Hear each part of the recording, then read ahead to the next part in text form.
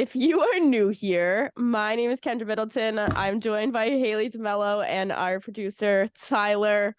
Please feel free to like and subscribe if you are new here or if you just haven't already, or you're my mom and I don't think you know how to do that. So hang up right now, this show, call me and I'll tell you how. But anyways, we are going to start our show as we always do, which is with our HLH, which is our high of the last week, low of the last week, and hero of the last week, which is something unexpectedly good that happened to you. Tyler, no surprises from you. Your high, No, please. across the board. So high, low, and hero. College football. It's just a spectrum of emotions. We're back, and I'm couldn't be more excited. All right. That knocked that out pretty quick. Mm-hmm.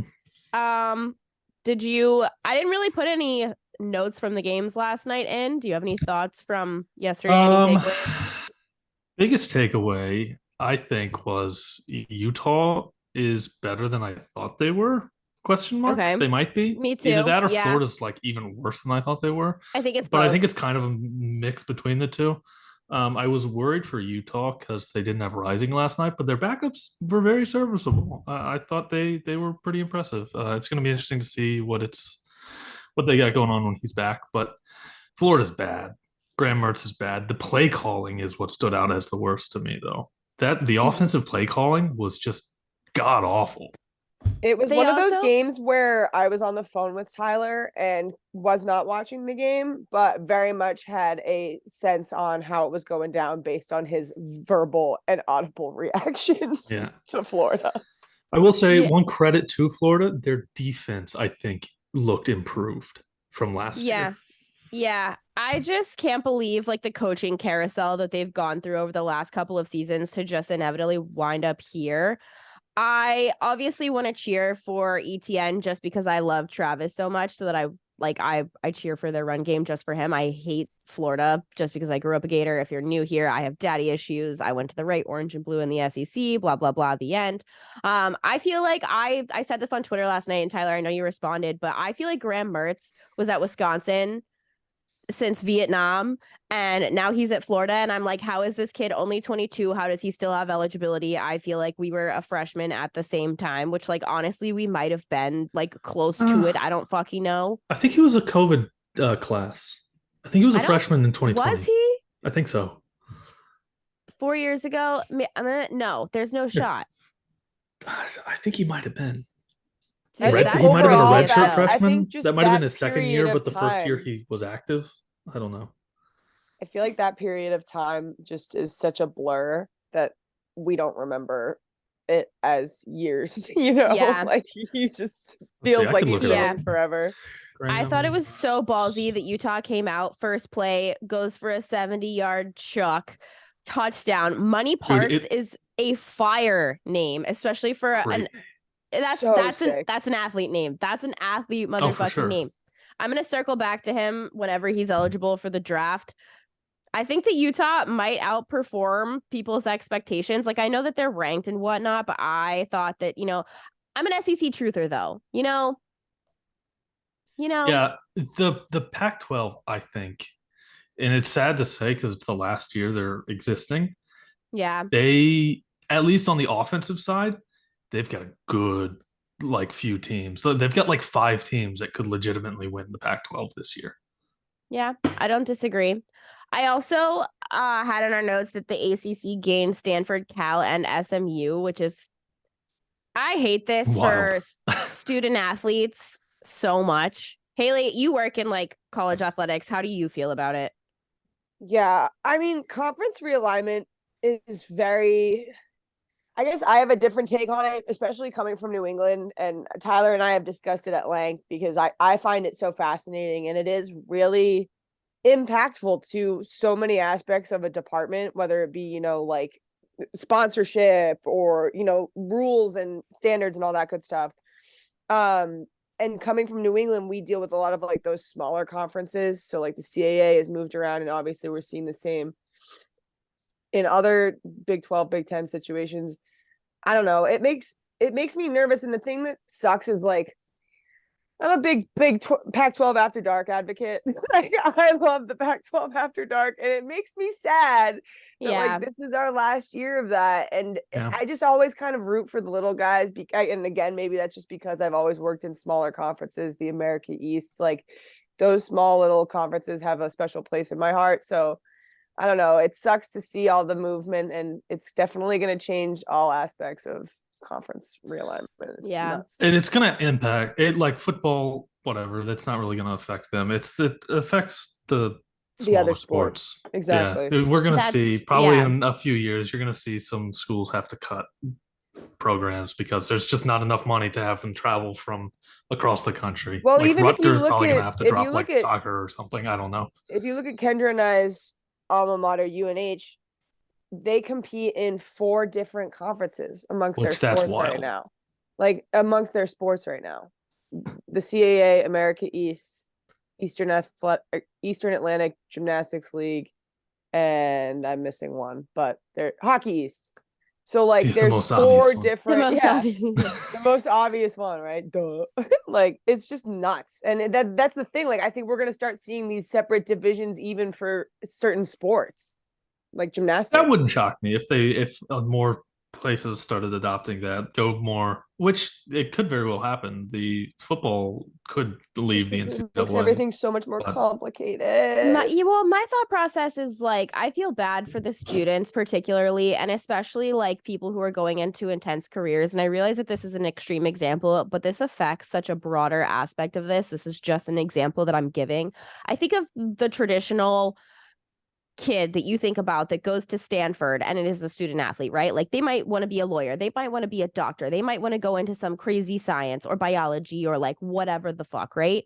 And it's like you're now going to have this kid who goes to school for something super laborious and is a student athlete who's now going to have to, on a random Thursday for a volleyball match, fly to Clemson and back while missing exams and falling behind on school and being in different time zones. Like that's being a student athlete is a hard enough thing to juggle in one time zone, let alone all of this extra fucking pressure and shit you're putting on these kids. It's actually, and like the big teams get the breaks, they get the exam because there's so much pressure and there's a lot of external factors. So like football is not going to have to worry about it. Hockey, certain places, like all of the big sports aren't, they're not going to have to worry about it at certain schools. But I think about, the backup on some smaller team or whatever that's there to, or a kid who's on scholarship or whatever the fuck on a smaller scale. And I'm just like, this sucks. And it's all to make money. And these colleges already make so much money. And they just don't care about the students to the same degree. Like these kids aren't on NIL. It's all money. They also have to think too, like money. I can't help but think of like the women in sports too, like the women's student athletes that realistically, if we look at the numbers, I mean, even male athletes as well, the margin to making it professionally is so small. So they have to get a degree in something. They have to get a career after college. Like it's realistically probably not going to be continuing to play your sport at a level that will, be enough for you to make a living and have your bills paid realistically. And just, I don't know, a lot of the, even especially exactly to your point, Kendra, these women's student athletes, like they're going to have to travel too and have their schedules all changed up. And I don't know, just kind of, I don't know. Yeah. Speaking of women's sports, did y'all see the scenes from that volleyball game the other day, the Nebraska game? Yeah, that was awesome. That was awesome. All right. I feel like that knocked out all of Tyler's high-low and hero in one go of it. So that was good. As I try to do. Haley, hi. Hi, I'm going to call an audible. I think my high is that I went to the Red Sox game super last minute the other night with some coworkers, and the Sox suck, nothing new, but I had a lot of fun, and I just like thought I would have one night to just have a great time with my coworkers before the season starts, before we get into college football. And we had a blast. So that was pretty fun. Yeah. And I get to see you twice this upcoming weekend, which I know, that's kind of crazy. What are y'all doing? Anything fun? Tomorrow we're going to a charity concert, and then on Monday this was going to be my entire PLL segment this week. We're going to Gillette for the PLL playoffs. Roll Woods, baby. Good audible. My high is that my cousin's wedding was so fun. So fun. Have you guys ever had a Puerto Rican hooker? Excuse me? The shot. No, I can't, Can't say say that I I have. have. I think it's a Wisconsin thing. Mm. But it's basically a pickleback with tequila and it Oh, rocks. yum. I had a lot of those. And Haley, I had double-digit drink of our people. Oh, good for you, Chief. Good for you. I did not Yeah. have one at the Red Sox game. Remind the other people night. what the drink of our people is. Vodka Red Bull, baby. Sugar-free No. specifically. Sugar-free. Yes. Tito's if you have it. I also will accept. I did tequila Red Bull though. So tequila Red Bulls. That's exciting. it's a wedding, baby. I was That's bold. getting spicy. We went to a Red Bull event a couple months ago, and they were doing like Kettle One sugar-free Red Bulls, and they were so good.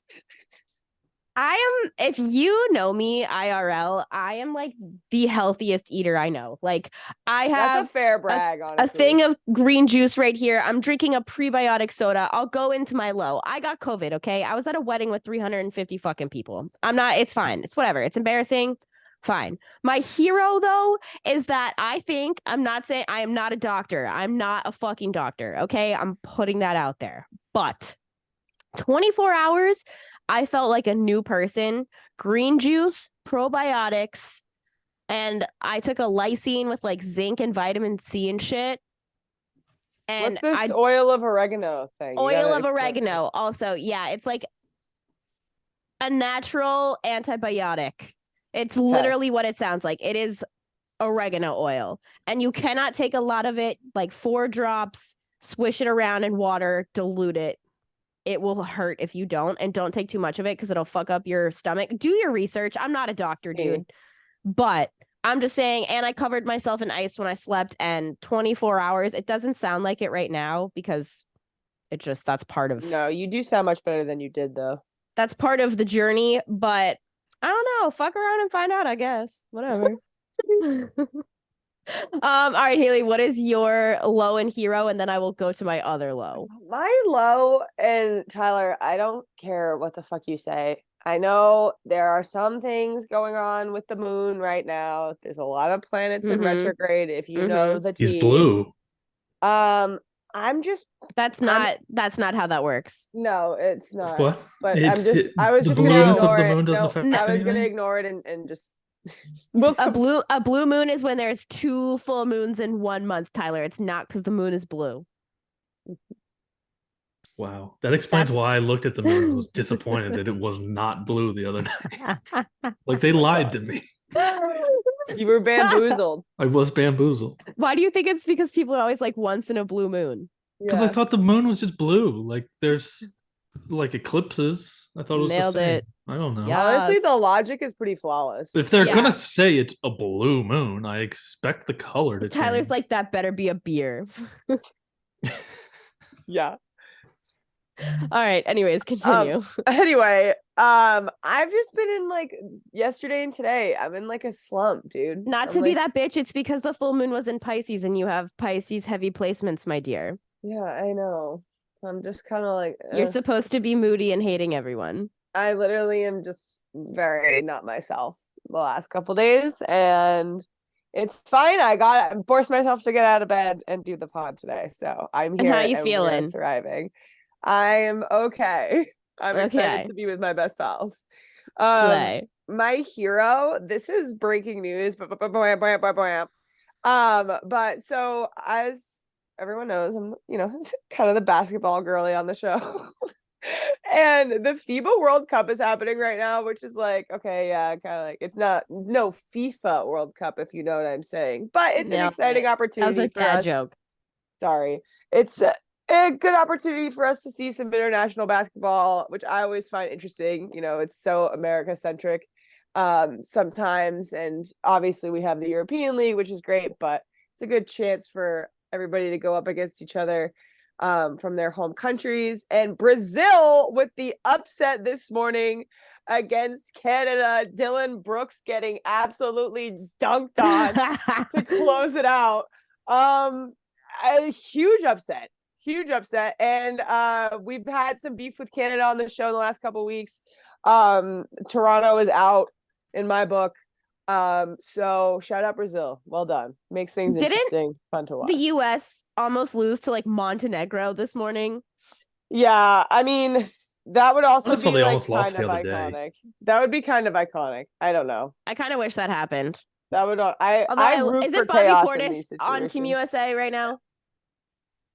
Yeah, I believe so. JK, I don't wish that on Bobby P. All right, my other low. I talked to these two about this the other day, but I hope he doesn't listen to this. And if you do, I'm sorry, but we have no secrets, and I'm not going to say your name. And I don't think, we're good. We're Gucci. I'm sorry. I would turn this off now. I flew to Milwaukee last week for my cousin's wedding, and I sat next to this nice guy on my flight. Like, he was just a guy. I didn't have interest in him like that, but he gave me his card because he was going to a wedding and was like, oh, like my friends, your friends, we can meet up and get a drink. Wasn't really, I was being naive and thinking like he just wasn't hitting on me. He was just like being a bro because whatever. And so I guess his flight got canceled on Sunday. So he texted me and he was like, because I gave him my card too, just to be nice, like, the casual exchange, whatever.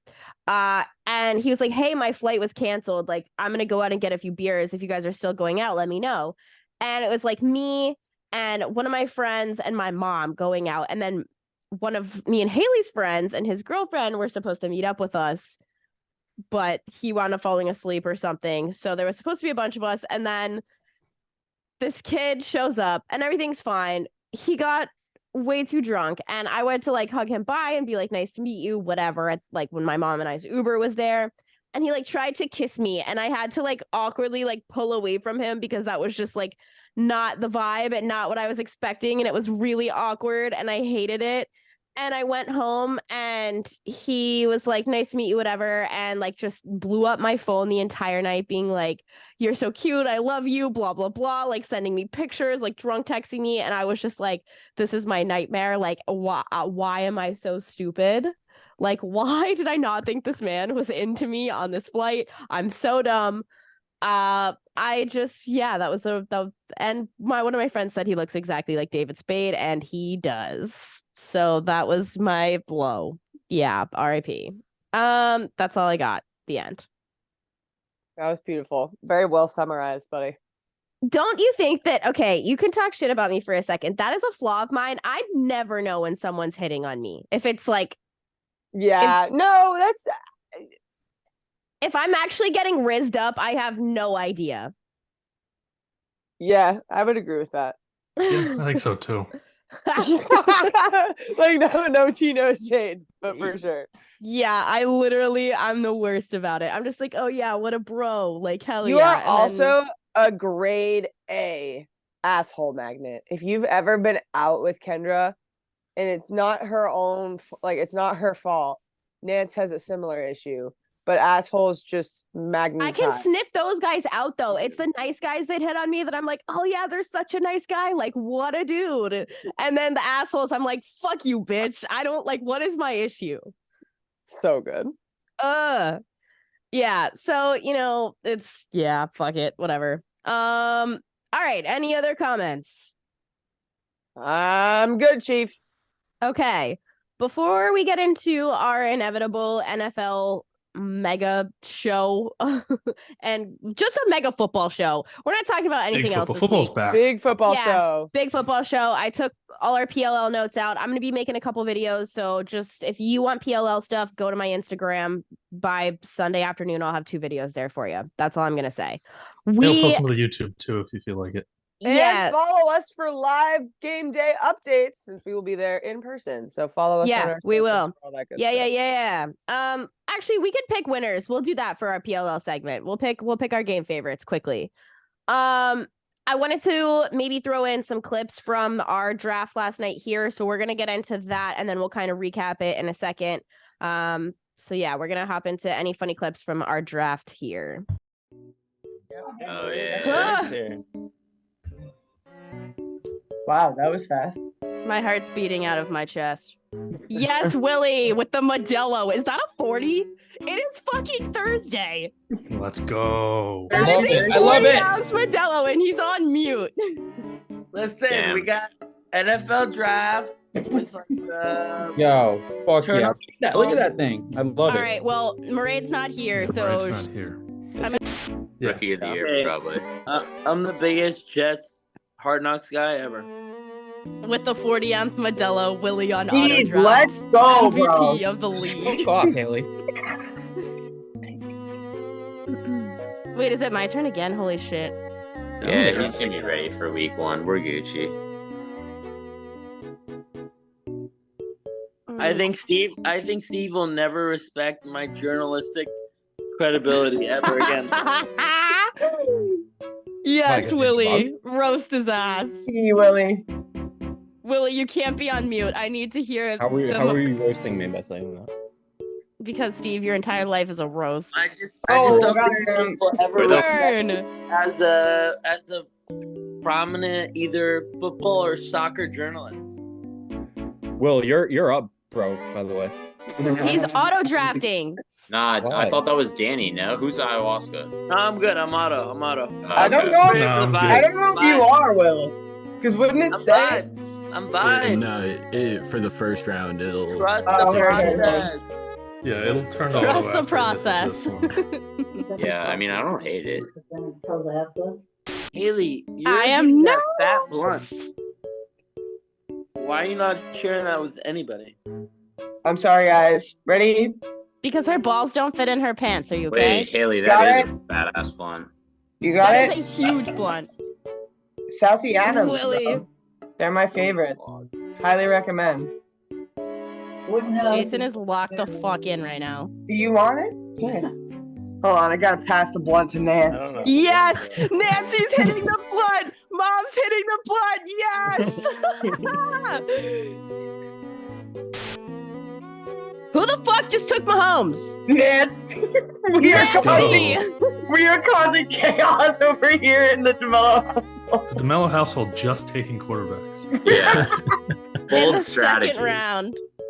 Yo, we're being bold. Does anybody else? That's not correct. Okay, no, we're right there. I'll be honest. I watch volleyball, not this football.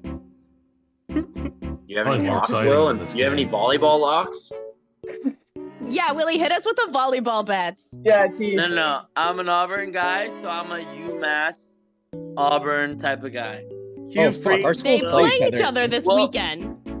Hugh Freeze will fuck. Hugh Freeze will fuck anything under. That Our is schools face each other. That's true. that is a Actually. fact. Yeah, okay. Wow. Does Dalvin Cook love anybody or no?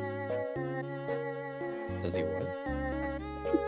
Is Dalvin Cook normal or no? Oh no, Jason.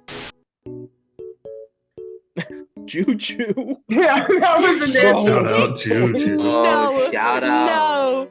Juju's Shout gonna miss a out. month of the season early. He'll be back. Yes, Nancy, he will be back. Queen. You take that Homer pick. I like it. Dude, Nance is cooking over here. I'm surprised Nance- she wait, did she take Nan- the quarterback already? Oh yeah, she took Mahomes. Yeah. Nance is rocking a pack of Marlboro Lights, like 3 sheets of paper with notes. She's got something cooking, I'm telling you. She's Yeah. ready. Yeah. She's ready. This is Nancy's the hand war rolling room. her cig right now. Can you do a Jared Stidham like Texans joke? He plays for the Broncos, babe. You nailed it. You're doing great. Who left? Willie? Yeah, it was Will. What the fuck?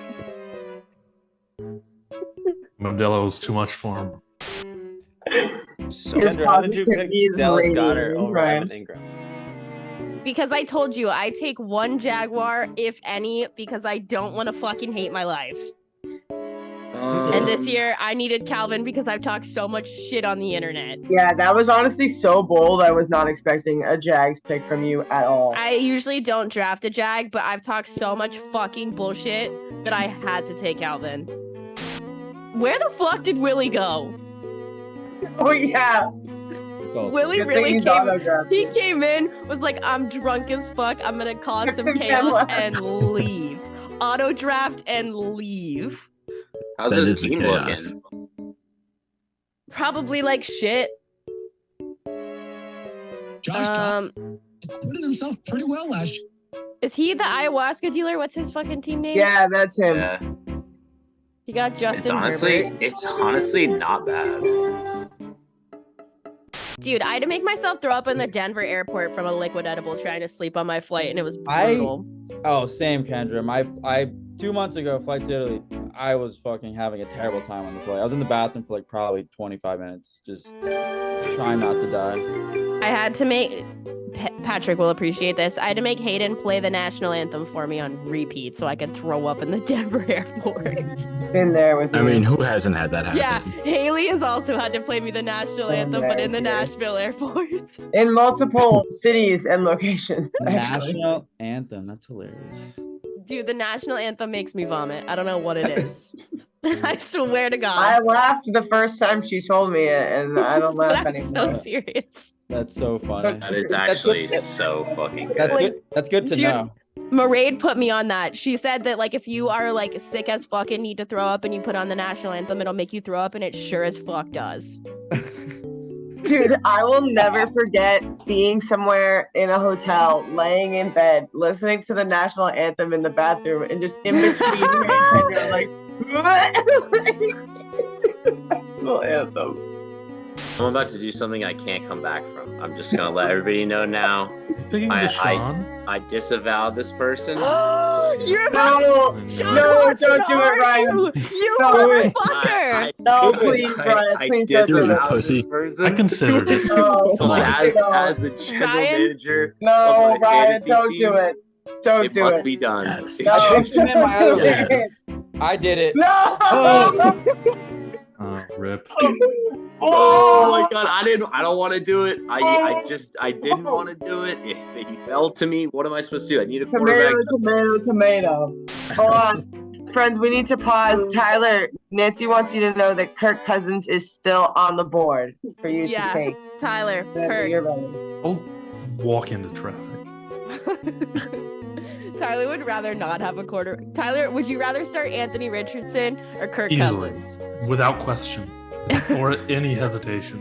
It's Kirk all day. Kirk Bands. All right, Fantasy we're football, I don't hopping care. back in. Yeah, we're hopping back in right here. I'm gonna look people up and who they drafted really quick last night. But if you just watched some of the highlights from that, you obviously saw Willie in the Zoom. Willie just texted our fantasy football group chat. It is Friday at 1:30. Who let me in the Zoom last night? He was the one to text in and ask where the Zoom link At the was very beginning. because Yeah, he he was wanted drunk and wanted to hang out. Didn't even draft. Did not set it on auto draft. Had like Auto-drafted. a 40-ounce Modelo and was just booling with the boys. And then Yeah. disappeared halfway through without I saying goodbye to got it. anybody. Just tried to Completely did. Irish goodbye in the middle of a Zoom call. Kind of a How legend. epic. But I'm convinced that Willie is going to win this league. I don't care Yeah. how bad his team is. And it's bad. He got Anthony Richardson. Yeah, he got him very late though. I was kind of looking at him before he took him. How crazy. How crazy. Big takeaways from the draft last night. Do you guys have any? Dude, honestly, I'm gonna shout out Nance. If you didn't, Yeah. it was Nance's first ever fantasy football draft. Nance is my mom. We hung out together and did it together so she could see how to do it. And some of the wildest picks, some of the bolder picks for sure. Mhm, for sure. But you know, I think all credit to her. She really gave it her best go. And I'm going to give you guys Nancy's roster really quick. why don't you read it off real quick? So Nancy's team name is the Icons. She has a pink helmet with like Dalmatian print and a crown. It's iconic as fuck. If you haven't heard the story of Nancy going to the NFL draft with the whole SNS squad, and raging in a bikini drinking vodka at 11 a.m. at the Chainsmokers. Haley's mom is literally an icon. Okay, this is Nancy's team. Honestly, her team's kind of fucking good. Like, this is so iconic. And it was just like, I don't know if there's any way for you to, can you see the order she picked them in? Because that was the best part. I'm Like, just going to screenshot this and text it to Tyler right now so he can put it in and you I'll guys throw can it on. read. And if you listen to this as a podcast, I'm so sorry, which most of you do. I'll just rattle off her starters and Tank Bigsby. She's got Patrick Mahomes, Christian McCaffrey, Damian Harris, Juju Smith-Schuster, Zay Flowers, George Kittle, Tyler Higbee, the Bills D, and Evan McPherson. And she's got Zeke Elliott, Tank Bigsby, like Aaron Rodgers, Hunter Renfrow, Robbie Gould. Like, Nance's kind of fucking bull. Dude, It's not I'm bad. telling you. The bench dude. is a little That's- thin, but the starters are kind of good. Dude, Nancy kinda picked slaps. icons. She picked icons. The name rings true. Like the Tank pick and like way early for her bench was so good. The We're Juju gonna- pick was funny The too. Juju pick. Juju and Zeke. She's gonna have a tough time with bye weeks, but she'll figure it out. Yeah. Other takeaway, we're gonna cut out 90% of it for sure. But Yep. us harassing Ryan for Yep. taking Deshaun Watson, don't Yeah. Absolutely worry. horrible. We did. We are bullying him actively. We heckled for sure. Yeah. Are still and heckling. I honestly Yeah. think that it would have it would have been less dramatic if he didn't give the speech beforehand. Yeah. I think the speech definitely was detrimental to that. Mhm. He stepped in the shoes of what we were trying to do to Steve. Yes. Yeah. He did, He took which the you attention never away want from to do. Steve. You never want to take the attention away from Steve. That's No. never something you should aim for. Also, He did it, and Jason props to him. not knowing the Jonathan Taylor situation was classic. Oh, good. So it was good. so good. I love Yeah, him. can you rattle off Ryan's team real quick? Ryan's team is probably the most douchebaggery team. Did he actually Uh, draft Kareem Hunt too? I think he might have. I think He might have- drafted was Adam joking about Thielen it, for the meme because Adam Thielen's headshot is so good. All right. It's Deshaun Watson, Dalvin Cook, Josh Dobbs, not Josh Dobbs. Sorry, I'm blind. It's J.K. Dobbins. Cooper Kupp, Garrett Wilson, Kyle Pitts, Devonta Smith, Eagles D, Justin Tucker, Jackson Smith and Jigba, Sky Moore, Deuce Vaughn, Zay Jones, Mike Gesicki, and Marquez Valdez-Scantling. That's his team. Deuce Vaughn Okay. pick. That's a good team, honestly. Yeah, not honestly, bad. I don't hate it as much as I It remember. has potential. but it's just It's kind of boomy it or was the busty, speech. but Same with my team, though. I play Ryan Definitely, week 1 yeah. too. I don't know. I think I play Willie week 1. Oh word. Yeah. The more I look at my team, the more I hate it. I'm Nance a big plays fan of Steve my and team. I she's feel like I kept it pretty devastated. safe though. I need my bench to not play like it's 2014 Me.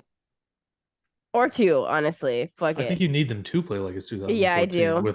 With slants. Yeah, I have and, Odell. OBJ. Yeah, I have Odell. Yeah, fuck.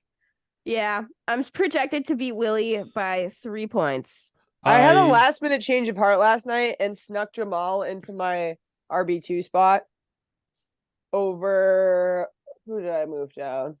I got Calvin Ridley. Over and that- Isaiah Pacheco, but now I'm like, I don't know.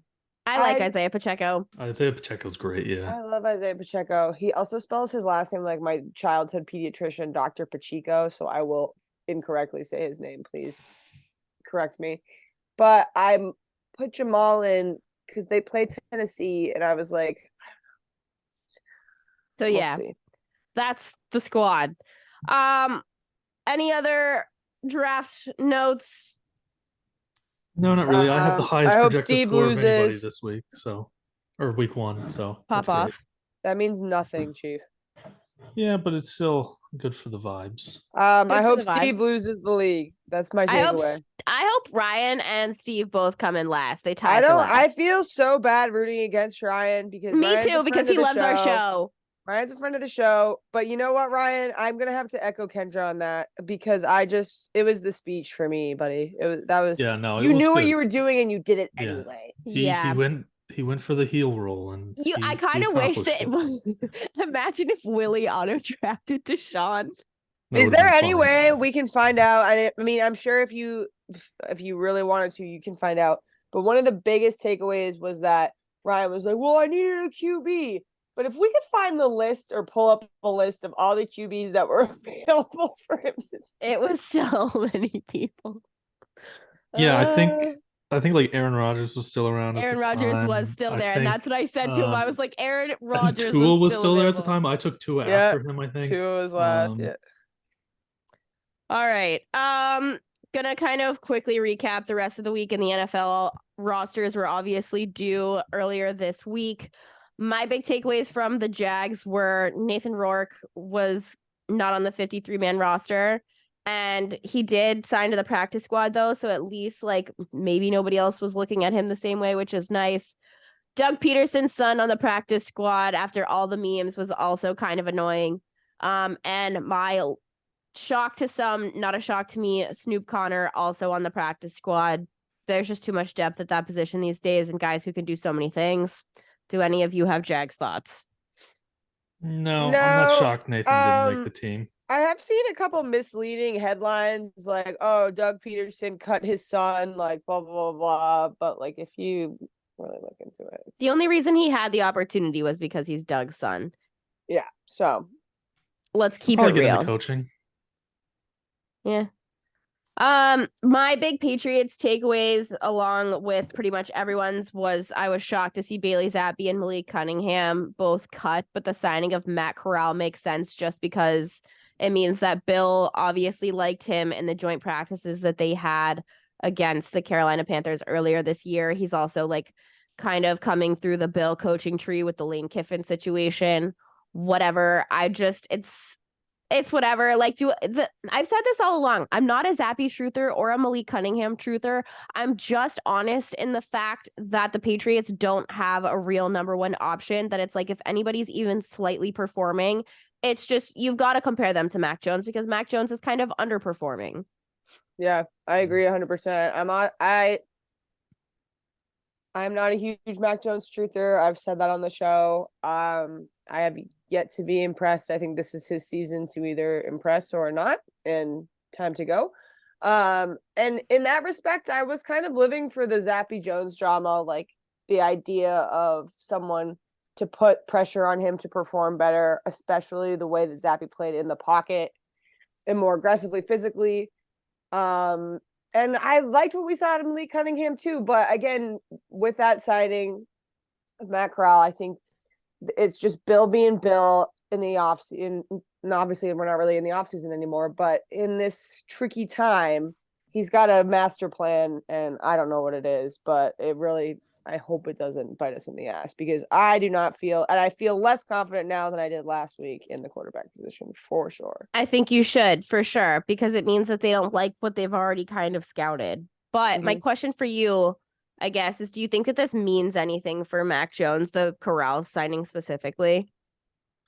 I don't think so because I think that getting Bailey and Malik out of there is kind of a flag to him like, okay, like we're getting these two guys off your back and we're bringing in this new guy because I think obviously bringing him in after camp and after preseason is really interesting to me because how much time is he realistically going to get to adapt to the system and, be a threat to Mac Jones? I don't think he will be at all.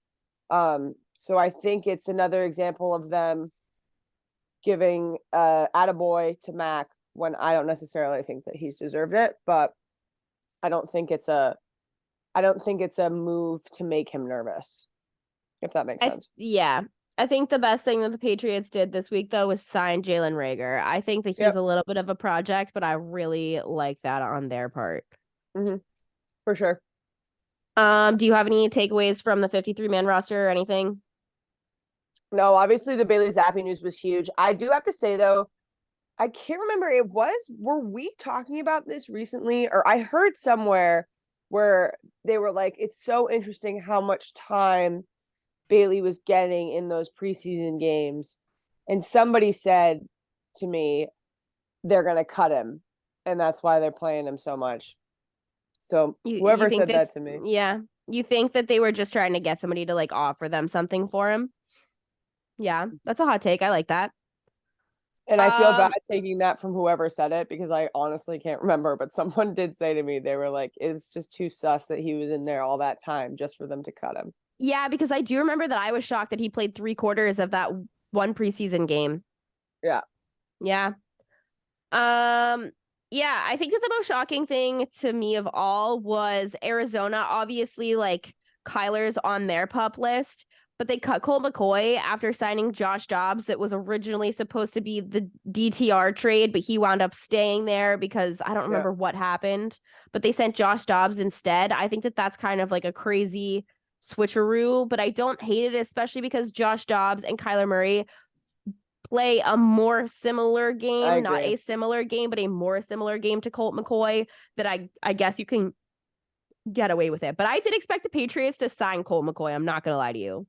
It would be a very Patriots signing. He's very Patriots. Colt I McCoy. was so shocked that the Arizona Cardinals cut him that I was like, when I found out that that was someone the Patriots were shopping potentially, I was like, what the fuck? I was too. I kind of view that as like the tank is on big time. Yeah, Josh Kyler's Dobbs just isn't too winning tiny. games. Yeah.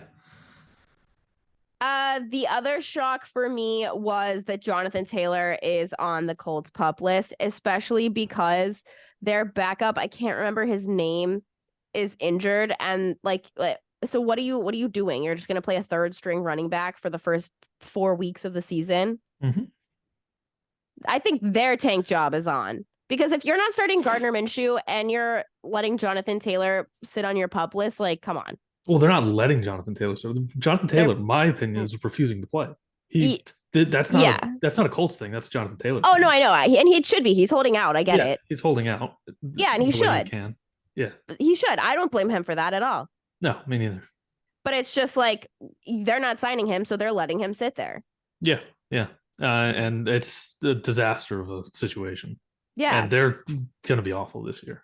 I think that that's a real tank job. I don't know if I want to call it a tank job because I don't think they're doing it on purpose. The long con. The long con.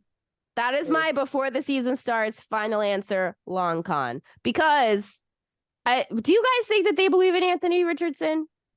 I think Jim believes in Anthony Richardson. Absolutely. I don't know about anything with that organization. Yeah, that anymore. organization. I look at that organization like I look at and I'm going to be real. I look at that organization like I look at the Cowboys now, 100%.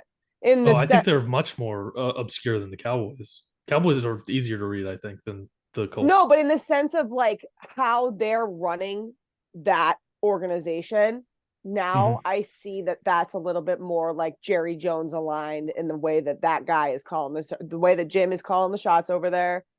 And I don't know anymore. Yeah, I see that, but I think it is Jim Irsay wanting to be the Cowboys. He wants. That's what I'm saying. Oh yeah. So now I'm 100%. But it's like he's got that Dale Dimmadome energy, and I don't fuck with the vibe. Yeah, I'm sus. I'm also sus. Yes, Haley. I had 2 more things before we get to our most important moment of the show. One, R.I.P. in peace, Carlos Washington Jr. That fumble, I think, is what put the fork in him. We love you. Yeah, that was really tough. We also have another R.I.P. that we got to circle back to. No, I know. R.I.P. Oh, we're gonna get to it later. Right, no. And then I wanted to say Will Greer to the Bengals is a very weird move to me. Anyways, we would like to insert a moment of silence currently in this moment for our king, friend of the show, Ben DiNucci. Tyler, would you like to say any words? I know that he's he's on the practice squad. They brought him back to the practice squad. So it's not a total loss. There's a light at the end of the tunnel. Can you give us any stories from your time together to remember him by in this moment? He's not dead. No, I know. He's still around. He'll make a roster. I know that this was really tough for you this week. Yeah. No, it's fine. We'll be fine. The brand is fine. Front of the pod. We'll persevere. He's selling hats, pushing hats. Big He time. needs you to be his hydration specialist for his peak. I need I to think buy that's a the Ben problem. DiNucci hat. That might be the problem. Do you think I think maybe that it's is. the altitude? That might be the problem. Could it be the altitude? Could be the altitude. I think it's much more likely it's the water, though. Yeah, And it's then the Bring me lack back, of. Ben. Carrie Underwood, great. Bring me seller. back, Ben. Yeah, best Wow. hydration specialist. I'm just now seeing our SNS notes, and it just says, "I said any winners and losers," and Tyler goes, "Me, I'm the winner." The winner. I'm gonna go actually Willie. loser Willie. Brian for sure. Winner, our good friend and owner of Team Weenie, Ben. If you follow Ben at Genius Jackets on socials, he had a great draft. I thought. I thought he had. He some was good the picks. silent killer last night. He was the silent killer, and I was was kind of living silent. for it. You But know I was playing he- FIFA the whole time? That's Patrick. Oh, That's Patrick. I don't know any of them. So I made sure everyone knew at least 2 people and that they were affiliated with our show somehow. I think I knew everybody, which was hype. Yeah. Also, Dan did this draft shirtless, which was also iconic. Yes, Danny did do the draft shirtless. He is my king. All right. Here it Second to comes. last division preview, and we get to do the AFC South next week, which is fire as fuck. All right, we're doing the NFC North, Tyler's division. Yep. Here we go, We're Tyler. we're ending it strong here. we are. We all have Yeah. pretty different opinions, I believe. Yeah. Oh for the no, most me part. and me No, and I Haley are the think you and same. I are aligned. You and I are Yeah. aligned. Tyler's always the odd one out. Which Yeah, I am generally, yeah. shocked by Tyler's odd one out, but we'll get to I it. tried to keep it as non-biased as I possibly could. Okay, I so we tried. all have the Packers coming in last. I think this is gonna be for me personally, probably one of the more shocking Packers performances in the negative. Because I've talked about on the show in my lifetime watching the Packers just absolutely dominate. And I think this year is gonna not be so hot for them. And I think it's gonna kind of rattle me just from a visual perspective. Just think that they need a lot of things to go right. And for me, it's just too many things to go right. I have one of my dark horses as Jordan Love. Do I think he's going to be fine? Yes. But the thing is that he just needs too many things around him to go right for him to take the jump. Yeah. And Christian Watson cannot fall off or have any regression. I put in our notes that the offensive line and the defense scare me because they have too many guys and not enough dudes. And I think that they just don't have enough guys who are willing to like put their nose in the dirt and fucking make a play. And that's just, at least on the defensive side, the offensive line is just getting old. And that's my fear. Like they're either too old or too young, and there's just 100%. not enough balance. I do like what Christian Watson and Jordan Love have going. I said before our show that I think that in 2 or 3 years, this is going to be the best division in football. It's just too young right now across the board. Like it is such a young division outside of like maybe the Vikings. And that's my biggest issue with it. I have a question for the group. Where do we stand on Matt LaFleur? I like we talk him. about head coaches. I know, like, yes, it's talent, whatever. I'm always big to bring up the head coach because I think it's important, especially in a team like this where now you have Aaron Rodgers gone. Things are going to need to shift. I think whoever you have in that head coaching position is really important. Rattling off a few stats for you guys. He's 2-3 in the postseason, 47-19 in the regular season, 49-22 career. Where do we stand? I like him as a person. I just don't think that they've drafted super well and they don't get enough out of their roster. I think we're gonna know very early, like by week 5, whether or not he's gonna be there. That's how I feel too, Tyler. A noticeable more amount of time. And same with Jordan Love. I think we're gonna know if he's like gonna be serviceable by like week 5. I think because right now he's only thrown like 83 passes in the NFL. We don't know anything about him. He's my biggest question mark in this division. That's valid. I agree with that. I don't have any argument. I think that I like him as a guy. That's about it. He's very handsome. I like him as an idea. Good-looking guy. But that's the thing. I think, and I agree with Tyler. I think that that's really going to be. I think this team needs really strong leadership right now. Obviously, with Rodgers being out of there, and I think that's going to be a situation by Game 5. And it's the kind of organization where, like, we talk about the Steelers, right? Mike Tomlin being mid for X amount of time.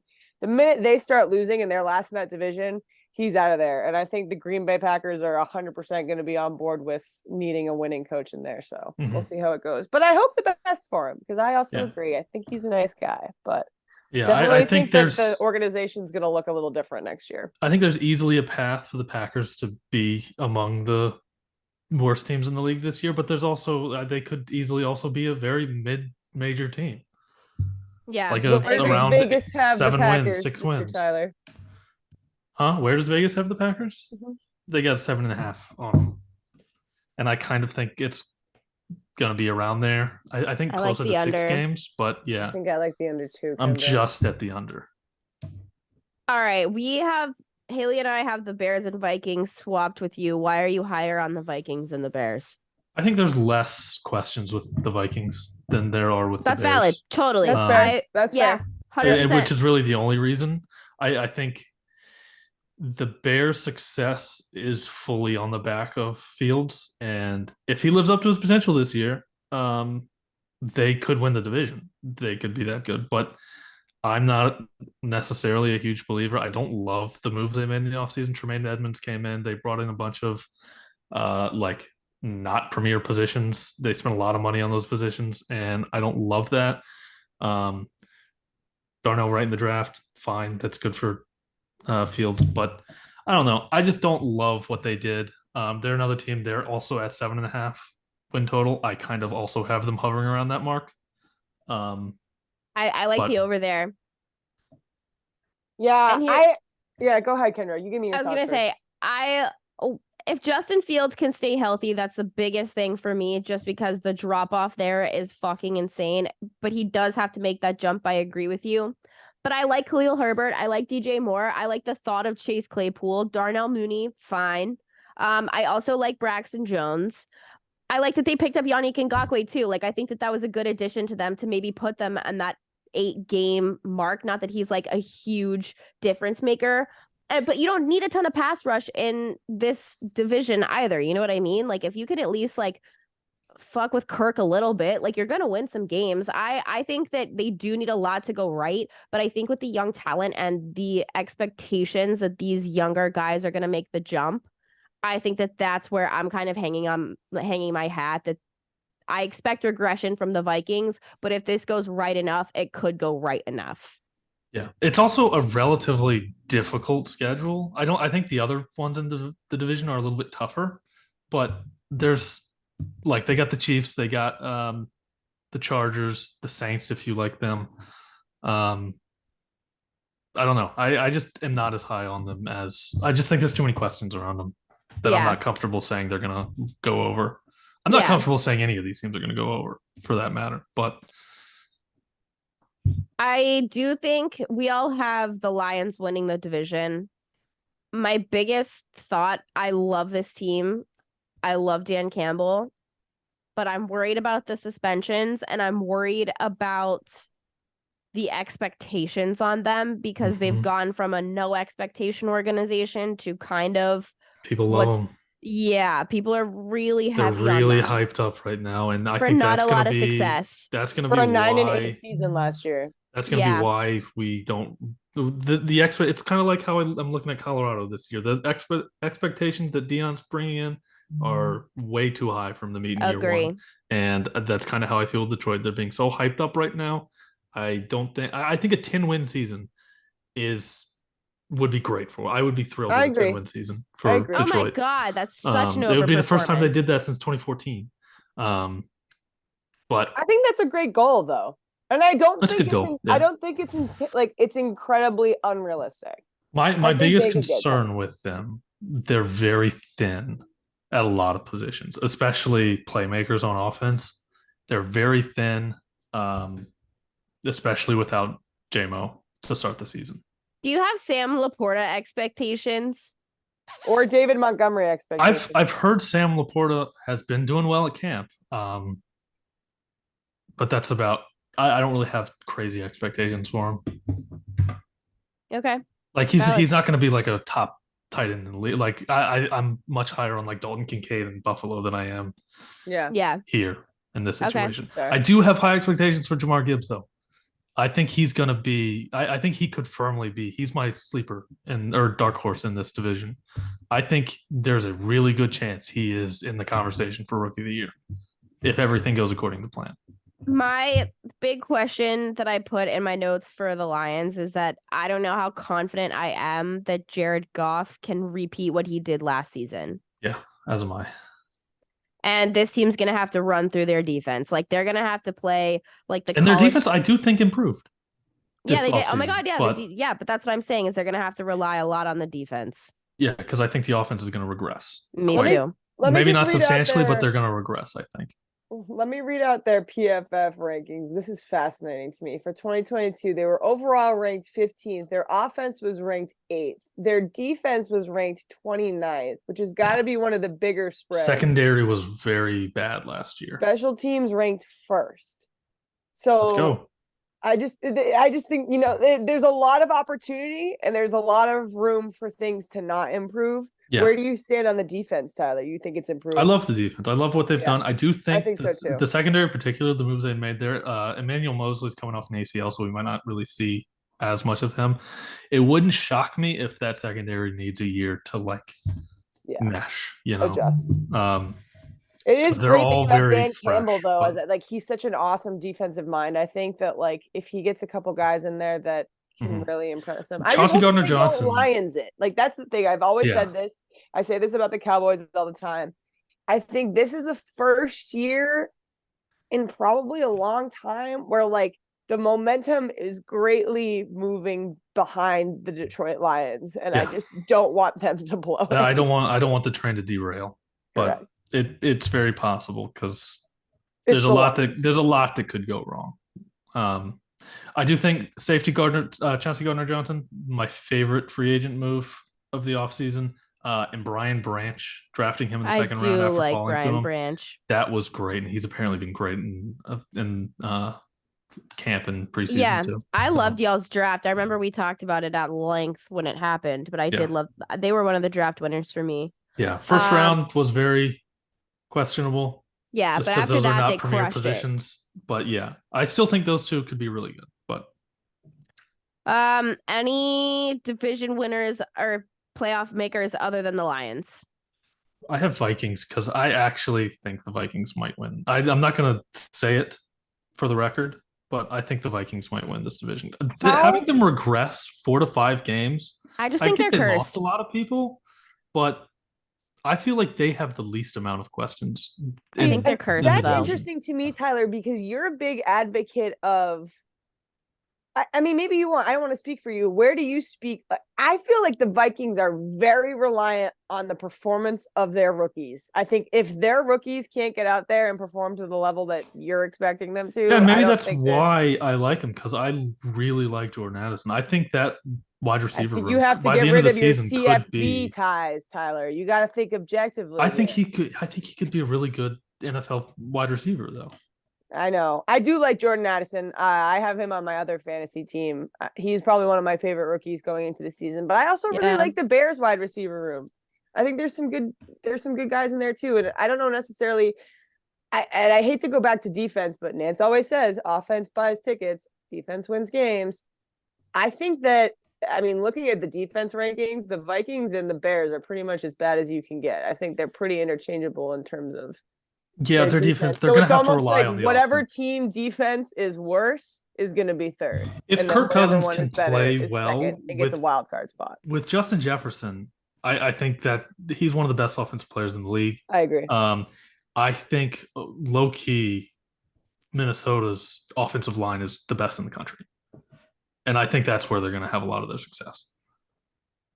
Free Justin Jefferson. But I say all Kirk this: Shackles. Lions are absolutely beating the Vikings in Week 18. You can. Okay. I'm book it. excited for that. Where is that game? It's in Detroit. So it's in a dome. We could go. We could. I wonder. I would like to go to Lions game this year. I'm trying to make it up for one. I gotta see who the Jags play the last week of the year. Because I'm already going to like 4 of their games. I have a lot of trips that I gotta book. Yeah, I need to look in after my move. I need to Ooh, start they're looking into in trips. Nashville. Whoop, whoop. Last week of the season? Yep. That's lit. Yeah, you all could make a trip here. That would save some money. True.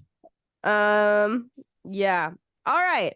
Any dark horses or anything that I missed? I think that if the Bears don't be the Bears and Justin Fields can be Justin Fields, I think that there are some playmakers on that offense that will really impress this year and have some good highlights.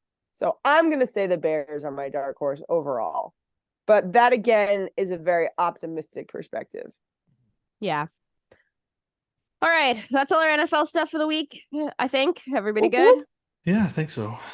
All right. We talked a little bit about some college football in our HLH segment, but we're going to get to our college football playoff predictions before Haley has a college football segment of her own that she is going to have with me and Tyler. So I can't wait for this to be expanded. First of all, what year is that again? Next year. We get Next year. expanded playoff next year, 2024. Yep. Perfect. Okay. So I'll ask Haley first.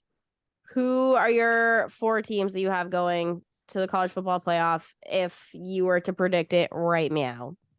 Right meow. I'm going to say.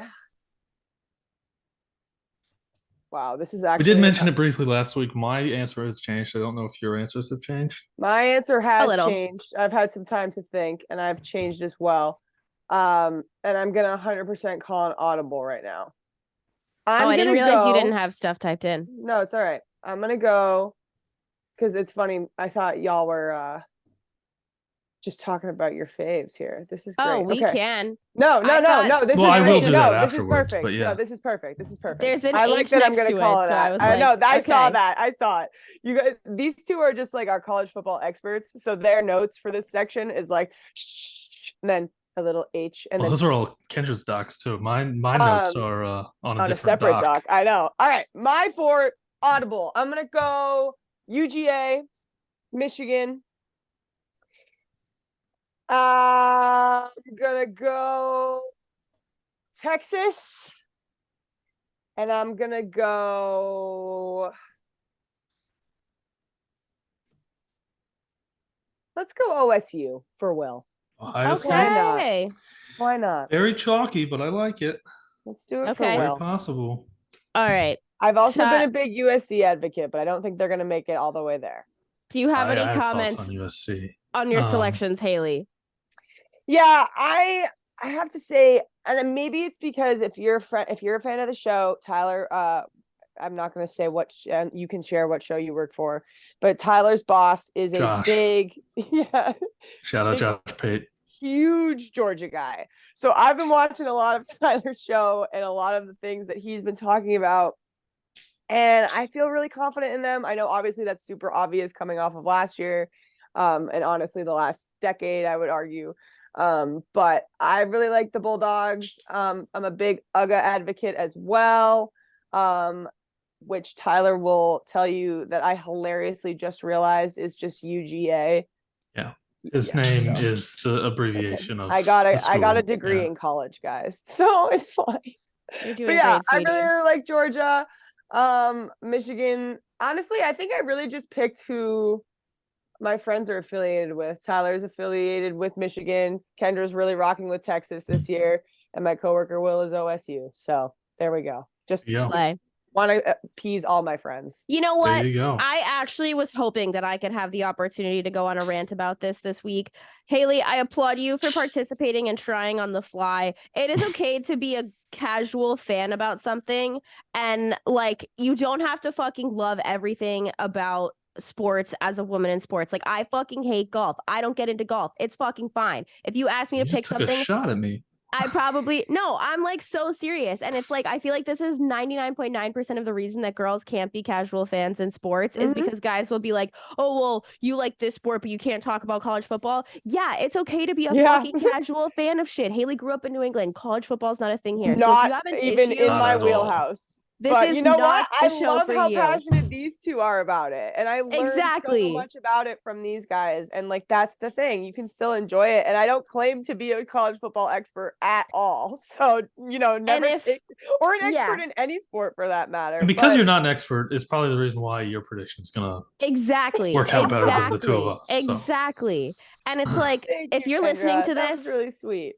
If you're listening to this and you have a mom, a girlfriend, a wife, or whatever who's not that into sports, it's probably because you're not fun to watch sports with, or you don't make it fun for her, and you don't make her feel seen when you're watching sports. So do better. Buy snacks. Ask her to ask questions and not make her feel stupid when she does. Yeah. Invite her to your fantasy draft. Like, something. There's so many ways. Anyways. Exactly. So that being said, I'm not about the one to with go... your boys though. I mean, that being like, said, maybe you can have like a girlfriend league. Yeah. I'm not saying they have to come to the boys league. I'm about to go ham. Yeah, go off, guys. All right, that was my thoughts. Go off. Tyler, we have very similar, except I like that you kind of snuck Oregon in there. You also have Texas. Texas is my sleeper. Mhm. But other than that, I have UGA, Michigan, Ohio State, and Alabama. Do you have any UGA notes? Because I think that... Yes. So I What kind are of your do UGA disagree notes? with you. Okay. I think this is going to be a year that Georgia finally takes not a huge step back. They're going to take a step back. I don't think they defensively.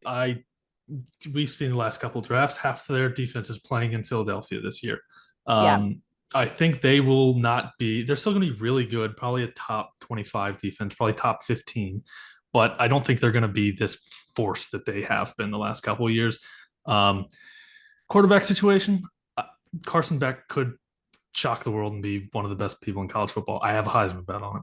But I don't really think in year one under Carson Beck they're going to have this as powerful an offense, even though they weren't like powerful. Run game, they're facing a lot of injuries right now. They lost their starter for the season with, I think, an ACL or an Achilles or something. And the two guys behind him, they're also pretty banged up. I don't think that's going to be... I think this is the year to beat them because I think they're going to reload next year and be just as good. This is the year I think they do drop a game in the regular season. I still think they win the SEC championship with one loss. I think you're going to have like a team like Tennessee is the obvious one that I think will sneak up on them. That offense is crazy. Could be South Carolina early in the season. Could be... I'm high on Kentucky. I think Devin Leary could be end up being the best quarterback in the SEC this year. Could even be Mizzou. I don't know.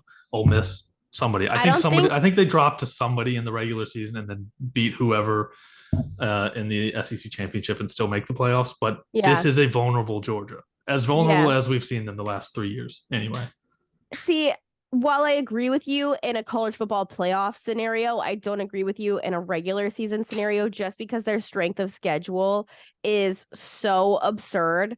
I think that they could easily stay healthy. I wrote out their schedule. They're home versus TN Martin. Who the fuck is Tennessee, the University of Tennessee Martin? No fucking idea. You live in Tennessee. Tennessee, yeah. Martin, Tennessee. Whatever.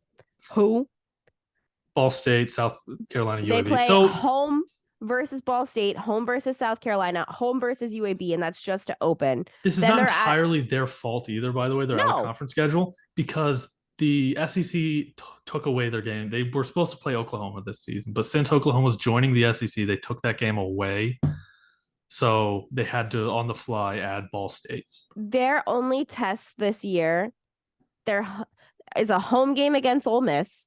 I'll still take them. Yes. And at Tennessee. And that's right before they play at Georgia Tech for their last game. But the thing is that, I don't even think it matters that they lost so many of their players. But for the first time in a long time, they're having a true quarterback battle. But I do think that Carson Beck should start over that Brock Vandergriff kid as much as I think the Brock to Brock touchdown pass would be so sick because I hate Georgia so much, but I fucking love Brock Bowers. Vandergriff, too. Have you seen pictures of him? He's got great hair. He does have great hair. He looks like a QB1 in the SEC. Yeah. He doesn't look like a QB1 I would put at Georgia, though. Yeah. He doesn't really fit the vibe there, but... Yeah. Their weakness is like pass rush on the defense right now, just because of like the nature of what has gone on the last few years. But the quarterbacks that they're going to face this year aren't that big of a deal. And their secondary is so good that I'm like, it honestly is fine. But I do like the transfer from Mississippi State, Ra Thomas. I think that He's really good. Yeah. is insane. I love that for them. Yeah.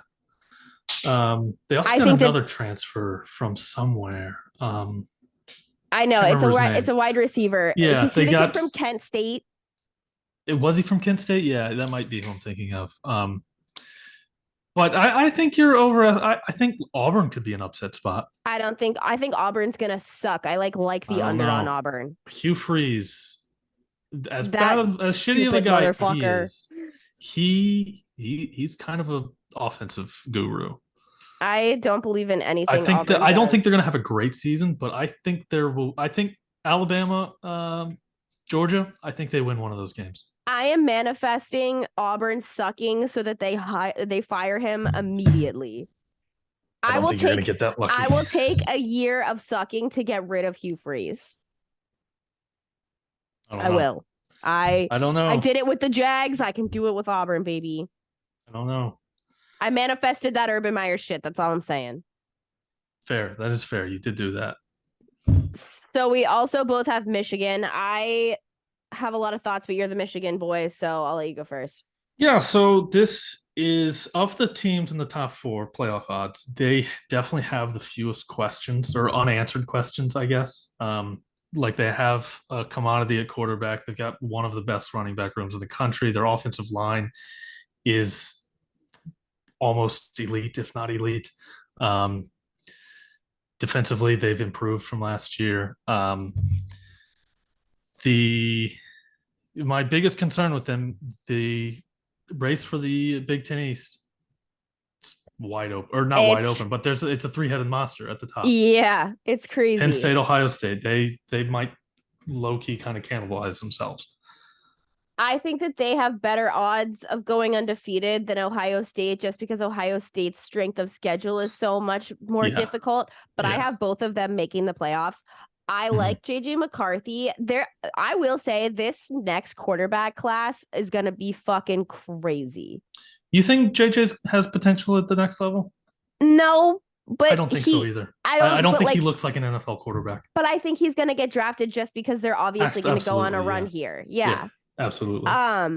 I like the experience they have at running back too. I like the 2-headed monster that they're going to run with that Blake Corum kid and Donovan Edwards. There's a freshman too back there that is also really good. Yeah. Really? Okay. Yeah, so, I forget his name off the top of my head. No, off the top of my head, I forget his name. But in the spring game, he was kind of dirty.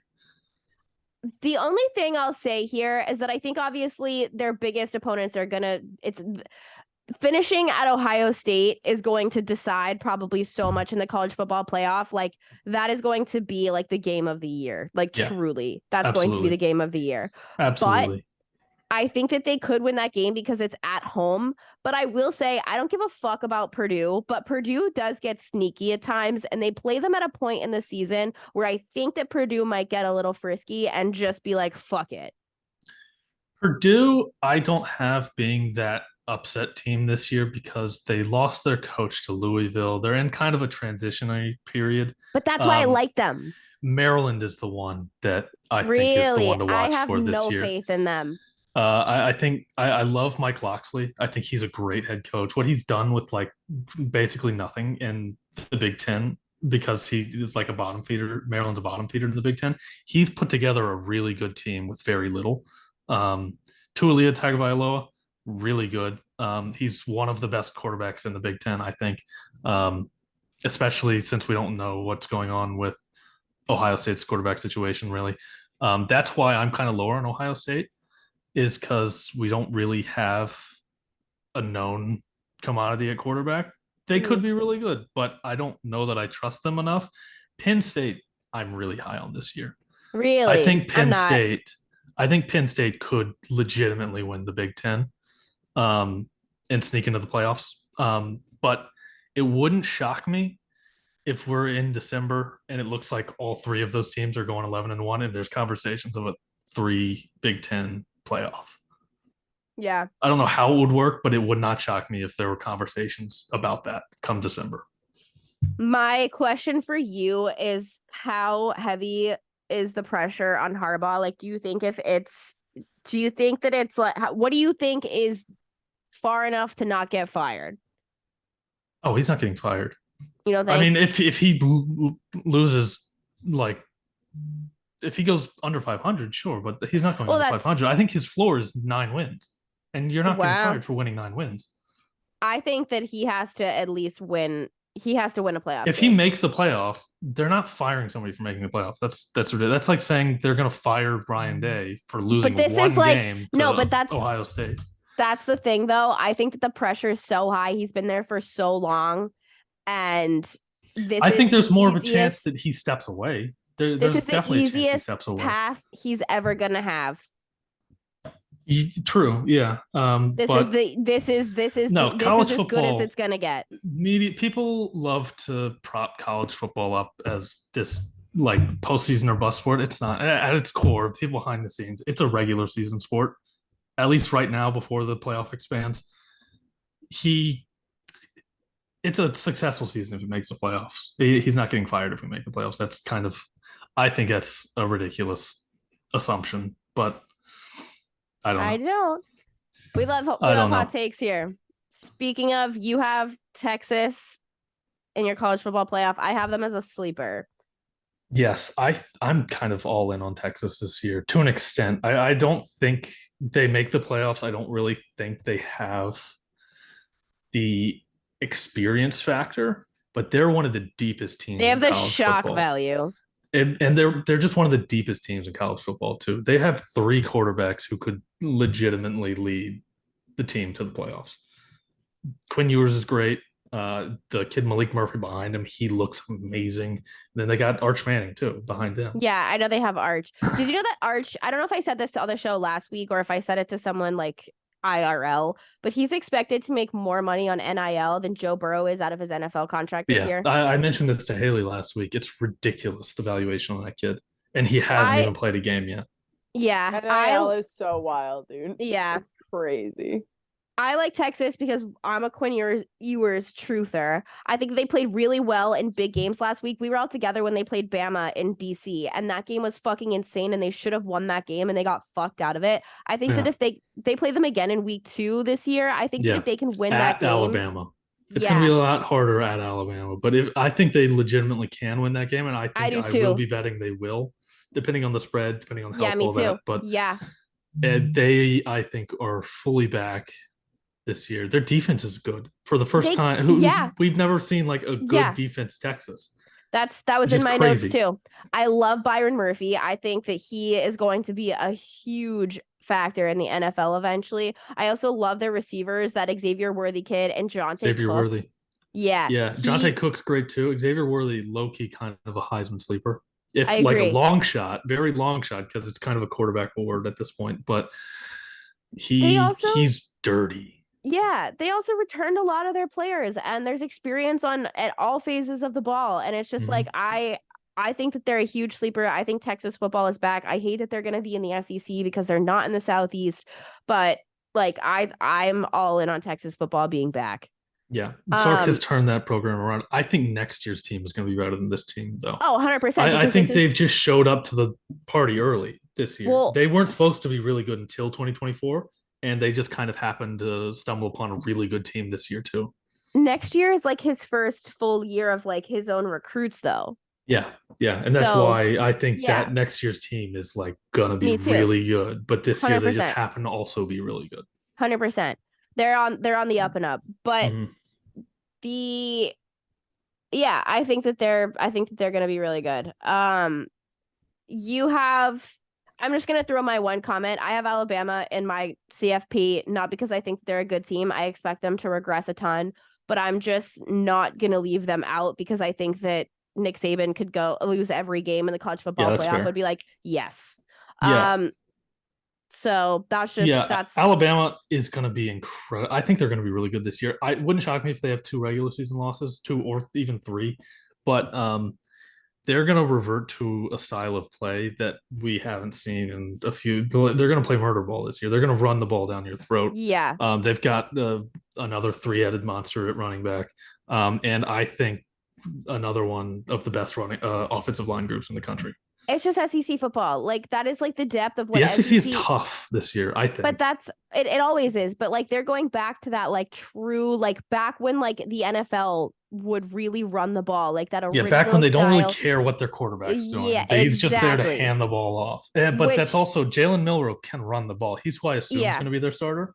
He can move the ball on with his legs too. So yeah, that was my question for you. Is like, do you have any thoughts on him? Because obviously, and we say this all the time, it's like when you have a great offensive line, you can do whatever the fuck you want. So it's like do you have any thoughts? He's not going to kill you through the air. I don't think any of these quarterbacks are going to kill you through the air. But he's definitely serviceable. He's no, Jalen Hurts to attack Vailoa, Mac Jones even. He's none of those quarterbacks, but I don't think he needs to be. And they could legitimately make the playoffs and legitimately win the whole thing if they get there. Yeah. I just think they drop a couple games and don't make the SEC championship and probably don't make the playoffs. Yeah. All right. But next year's team, by the way, before we leave on Alabama, next year's Alabama team, they're going to be really good because their defense isn't like there this year. They've got some recruits coming in, though, on defense that they're going to be really good next year. I also don't hate your other prediction just because I am very high on them as well. But you have Oregon slipping in here, and I really like this Oregon team. So Oregon, in my opinion, and it's hot take-ish, they are, in my opinion, the most complete team in college football this year.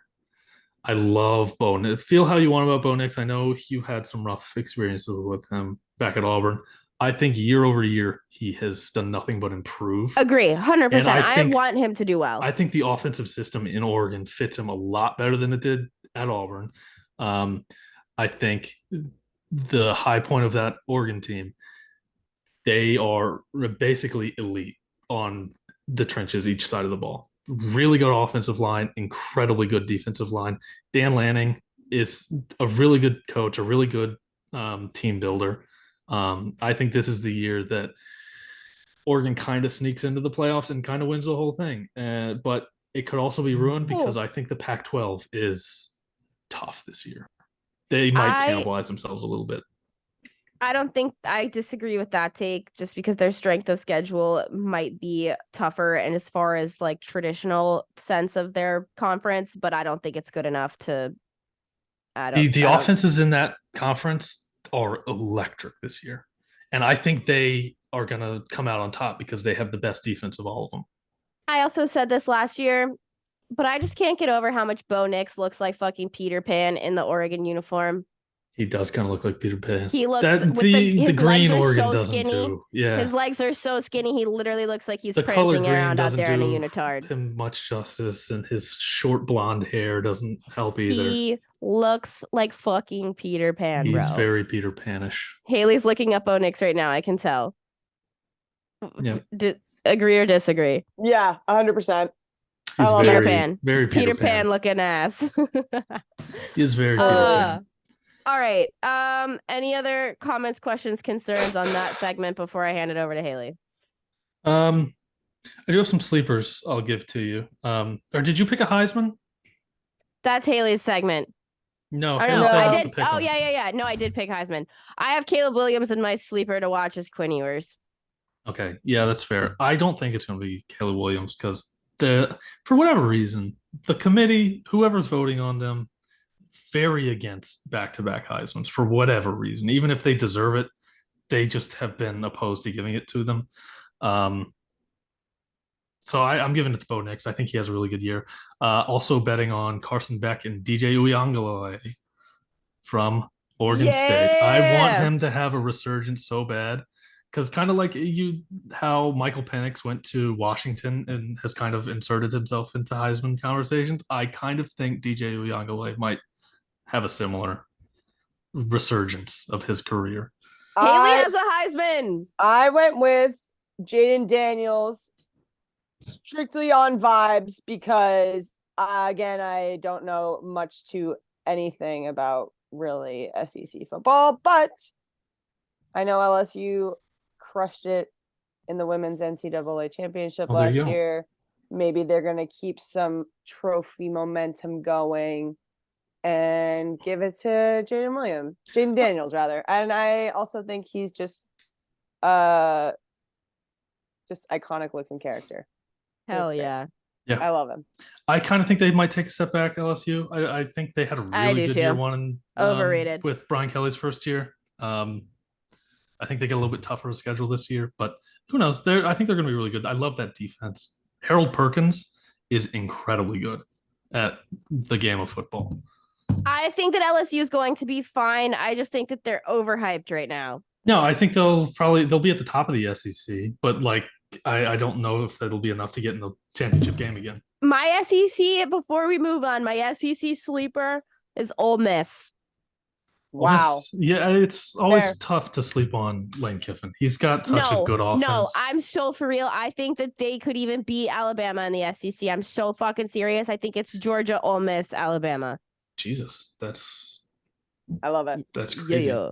I She don't said think they what have the she defense said. to hang with at the top. I think they could easily beat Alabama. I think they could be a very upset team, but I'm also really high on Vandy.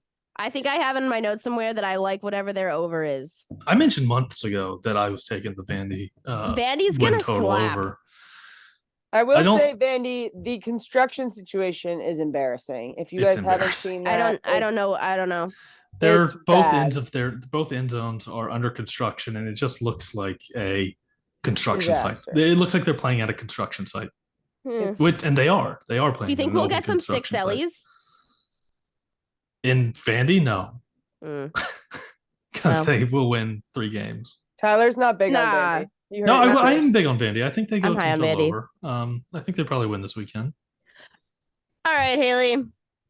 All right, guys. We are back with college football, obviously, based on that conversation. So we are going to start a new segment where I am going to ask these two to pick the winners of some of the biggest college football games of the upcoming weekend. So we're The going to idea start was this that week. we would compete, but it looks like we're pretty much on the same page for mostly everything. Well, so the thing is I will be keeping track of if you are correct or not, and then we will. Are we be doing keeping track. punishment? And We can. Haley can come up with that. Sure, we can come I up guess. with something. Okay. It's really just to test these two college football nerds on their prediction abilities. So figured if the guys at ESPN and CBS can handle it, we can handle it. Can I finally do the nugget challenge? Yeah, Loser does the Chick-fil-A nugget challenge. I kind of want to just do that though. But You that's guys the are so yeah. weird. Yeah. I I ate would a just hot casually chip do that. and almost died. Wait, can You we guys just actually wanna do eat that? chicken nuggets? The Chick-fil-A? Yeah. Well, good luck finding a Chick-fil-A up there, you northerner. True. There is one like 9 minutes from me. Mm. Yeah, you All can do right. it. Are you guys Okay. ready for the first game? Yeah, I'm so prepared. loser has to do the Chick-fil-A challenge just because we both want to win, but obviously that's also fun. All right. Welcome to the first annual Saturdays and Seltzers College Football Showdown. Week And 1. it's college football. It has to be Chick-fil-A, dude. Yep. Oh, this is true. Sponsored unofficially Justin- by Chick-fil-A. You have we to are- drink. we You have don't to side have with drink a Chick-fil-A large Dr. politically. Pepper too. For the 'cause- record. We are pro-gay on this podcast. I'm just Very throwing that pro-gay. out there. Yeah. Very pro-gay. I am half gay. Anyways. There we go. All right. Week 1. First game, Colorado at number 17, TCU. Tyler, who's your pick and why? Well, my pick is TCU. Clearly, I do not think Colorado's gotten so much hype this year. I mentioned it in the NFL segment. They are not going to live up to all the hype they're getting. People are betting on them like substantial money to make and win the college football playoffs just because Deion Sanders, and that's So the most crazy. ridiculous thing I've ever seen. What a waste of money. Just go give it to a homeless man or something. That's a better way to spend your money. TCU blows them out. It's I probably agree. my best bet of the week. TCU blows them out. I don't think TCU is going to regress nearly as much as people are anticipating, coming off of their trip to Almost the 3 playoffs last year. touchdowns seems like slight work. I think they should be favored by more. Yeah, me too. Me too. I kind of like the over too. It's at 63.5. Yeah, I think TCU might put that up themselves. TCU is about to mushroom stamp these fools. Yeah. It wouldn't shock me if it was like 47 to. I know they're a Christian university. I'm 14. sorry. I shouldn't have said that. Fucking hell. Yeah, I've taken TCU too, dude. I love the fact that they're favored by less than 3 touchdowns. Give it to me all day. Yeah. Colorado's so overhyped. Although I think that they'll be fine in a couple of seasons because Dion's obviously a recruiter. I think it's the same thing we're seeing with Texas right now. We just give it 2 years. I think they'll be fine this season too. I think they win like 4 games and go over on their win total. But like, people think they're going to win. Like, people think they're going to like be bowl eligible this year, and that's ridiculous. You know what? I'm gonna say it. My junior year, UNH went out to Colorado. They paid us all this fucking money to go out there. It was when LaVisca Chenault got shut down by fucking UNH's corners. Shout out Prince Smith. And they shut him down. And the Jaguars dumbasses drafted that motherfucker. Give Dion a couple years. If LaVisca Chenault at Colorado got shut down by fucking UNH with an interim head coach, it's shut up. Shut the fuck up. Shut up. TCU, go Horned Frogs. Rolls, yeah. What is the Horned Frog? I don't want to throw up a gang sign on accident. Maybe? I don't know. All right, next game. Number 21 UNC at South Carolina. You guys have differing opinions on this. This is the only one we're differing, yeah. So this is the decider. Kendra, I'll let you go first. All right, so I have UNC winning this because I like Drake May, and I think he could be a sleeper for the Heisman if his team was a little bit better. I don't think that they play a tough enough schedule for him to be considered, but I do like Drake May. My thing here is that I'm keeping an eye on the Tez Walker situation. We had no update on if he was eligible to play at 11 a.m. today. I don't think he will either. But I don't the think NCAA that's has fair. completely fucked this dude, and it's so sad. Talk about it. The NCAA. So he has attended 2 different schools, I think. Only played at Kent State, I think it was last year. But because he's been to 2 schools because COVID, they canceled his first year at COVID. I can't remember the school he was at first. But they told him he can't play this year because he's been to 2 schools, even though he only played at 1. And he would be, if Tez Walker were playing this game, I think I would have a different opinion. Maybe. I think a lot of people would because the spreads, it's a close game already. It's, like USC's not favored by much. No, but my thing is South Carolina, I think, has a more reliable defense. UNC's defense last year was Swiss cheese. They could do anything to anybody, and the offense that South Carolina found last year, when they beat like Tennessee, and they had one other upset. I can't remember who it was. I feel like they just take so long to get the ball rolling. They did last year because they switched who was calling plays, and the person who got play calling duties at the Tennessee game is now their full-fledged play caller.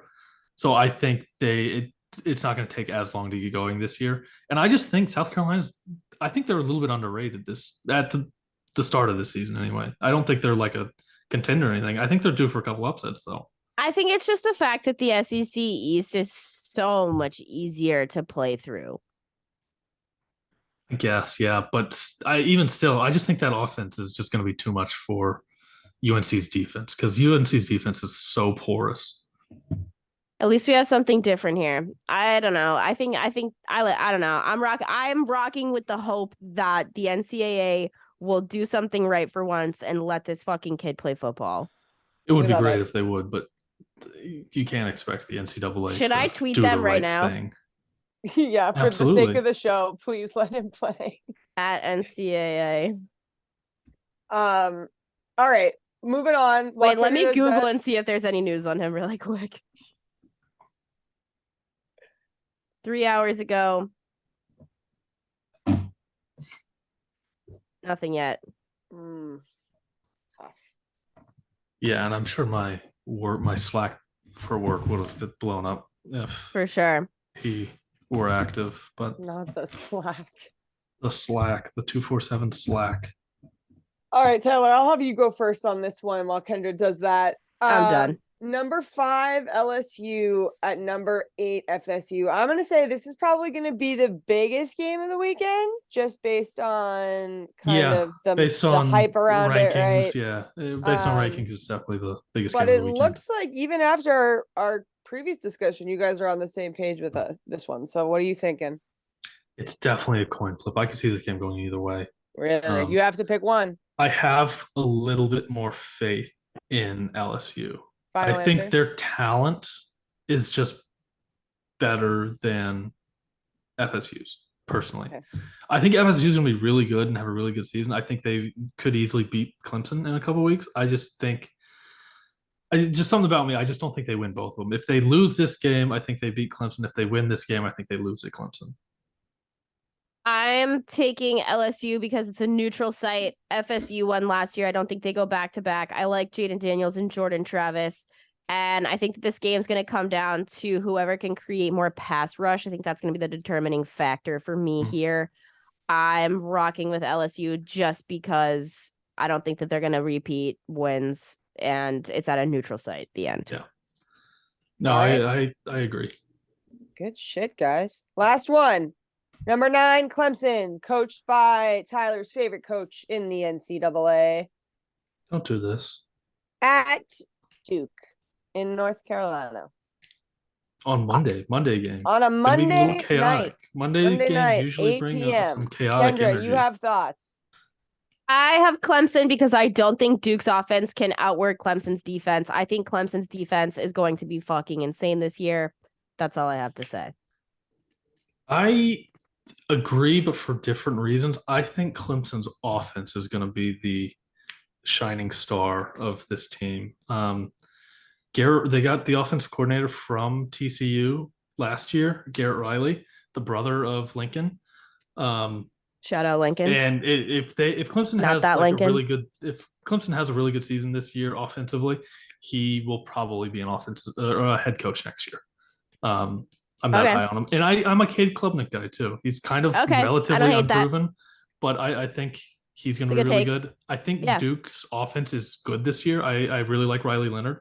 I just don't think their defense is going to be able to really hang in there enough. That's what's going to lose them the game. Is the defense isn't going to hold their own. Yeah. I get that. All right, Love it. Haley. That's all I got, friends. Nice job. TYFYS. TYFYS.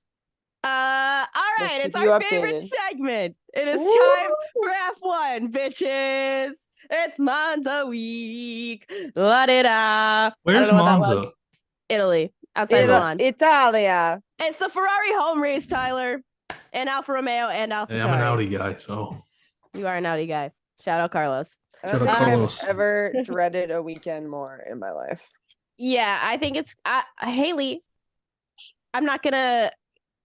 We'll get back to this. All right, let's recap last week. But first, I have to talk about Lewis and George signing with Mercedes through the 25 season. I love this for Lewis. I hate George. See, and I disagree here. I honestly kind of live for the Lewis, George, Toto trio. Like, I don't know. They're all such iconic characters. And when you put them all together, it's just lots of fun to watch. And George and Lewis is like the most British combo of all time.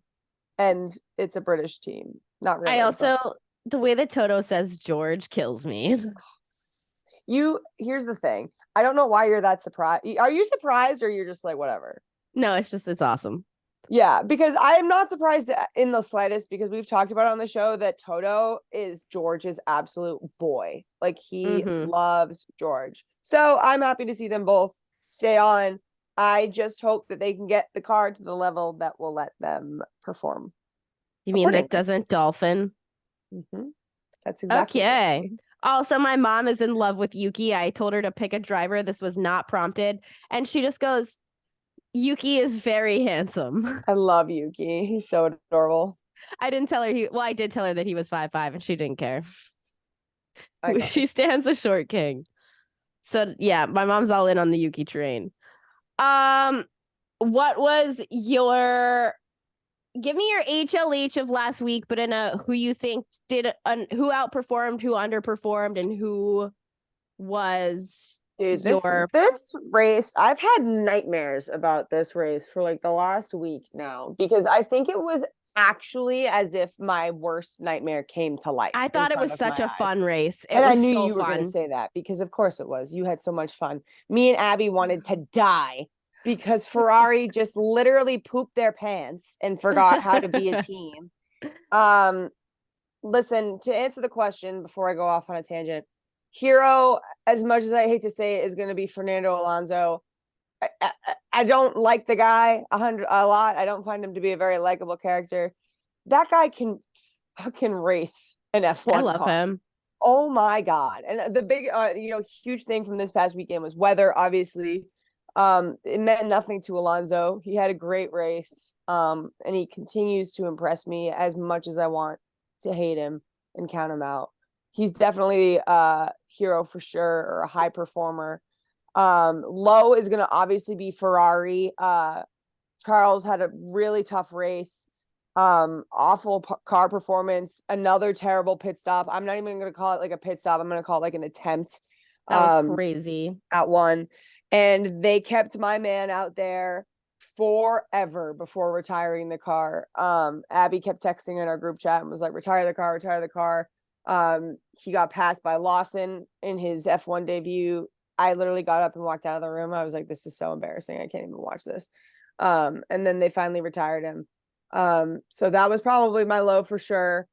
And then my hero is honestly, I'm going to say the Red Bull pit team, because there were some incredible pits this race, including some potentially scandalous pits with Max deciding to pit just ahead of Perez, which almost caused a traffic jam, but didn't, because the Red Bull team is absolutely insane at pitting. And I walked away really impressed by them, as I usually am. But in all aspects, like, I think it just goes to show that there's so many reliant gears in the machine of an F1 team between the driver, the principal, and the paddock and the garage. Like, there's just so many things that have to go right in order for you to succeed and to win. And for Verstappen to win 9 times in a row, now tying for the most straight wins in a single season with Vettel, I just think it goes to show that it's a really big reflection on their success.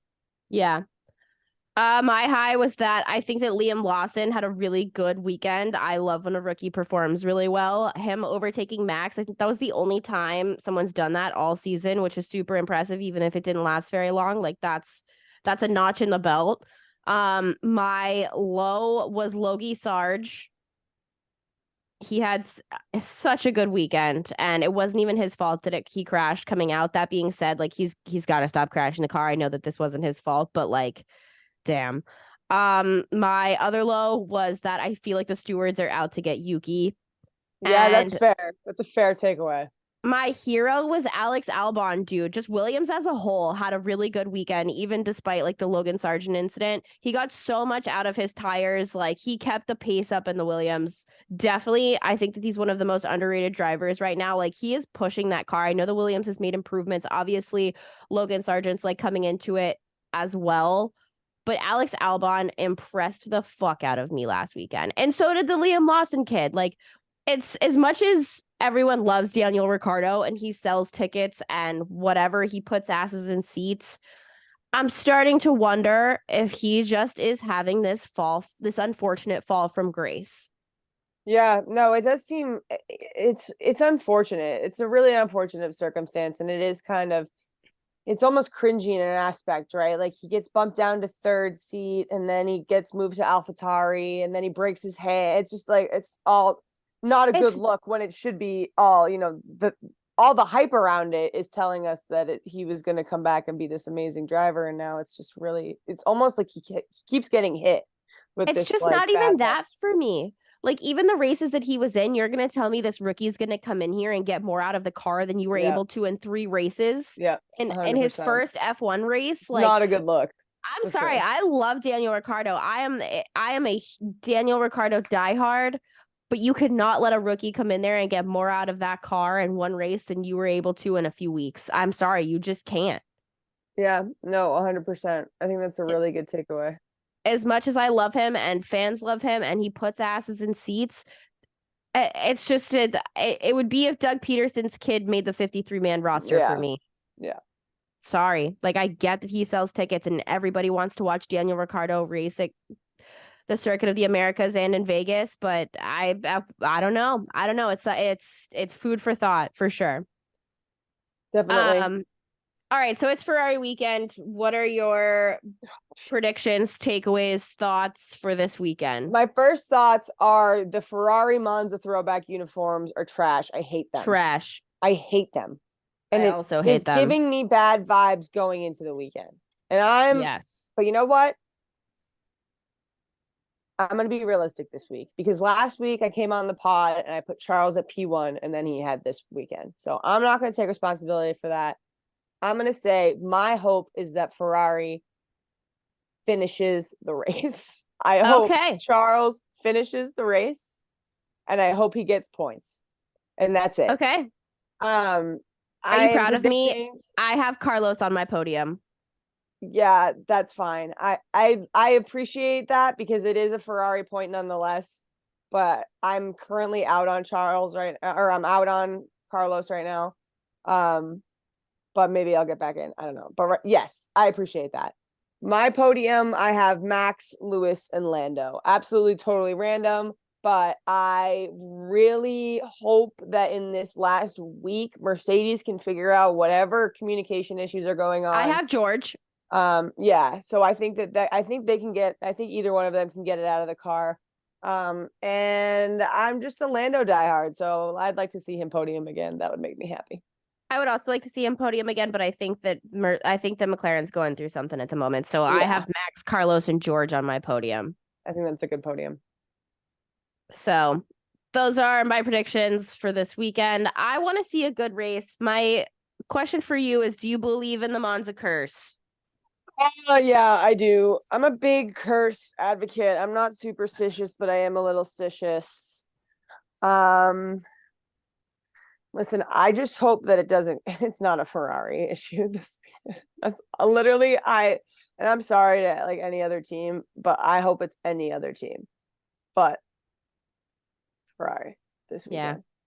Yeah. Obviously I hope nobody gets hurt or anything like that, but I think something's gonna go wrong.